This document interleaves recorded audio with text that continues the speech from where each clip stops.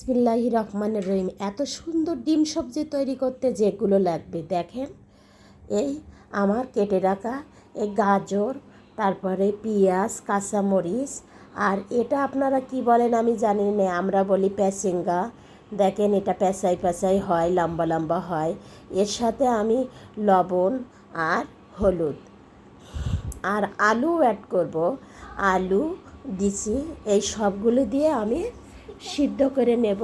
হালকা পানি দিয়ে একবারেই আমি সিদ্ধ করে নেব। দেখেন এই ডিম সবজিটা যে বাচ্চা কোনো সবজি খায় না সে এটা খাবে। দেখেন এর সাথে আমি এখন এটা তেলের ওপর দিয়ে দেব। আমরা বলি তেলের ওপর, তেলের সাথে শুধু জিরা দেব আর একটা ডিম ভেঙে দেব। এই ডিমটা ভাজা ভাজা হয়ে গেলে আমি এর সাথে সামান্য ঠান্ডা পানিতে 1.5 চামচের মতো কর্নফ্লাওয়ার দিয়ে দেবো।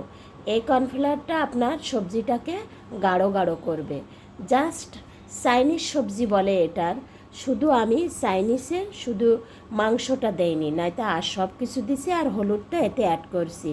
চাইনিজ সবজিতে হলুদ অ্যাড করতে নেই। দেখেন আমার সবজিটা এত মজাদার আর এত লবণীয় হয়েছে, আমার মেয়ে যে কখনোই সবজি খায় না সেও এটা চেটে পুটে খেয়েছে।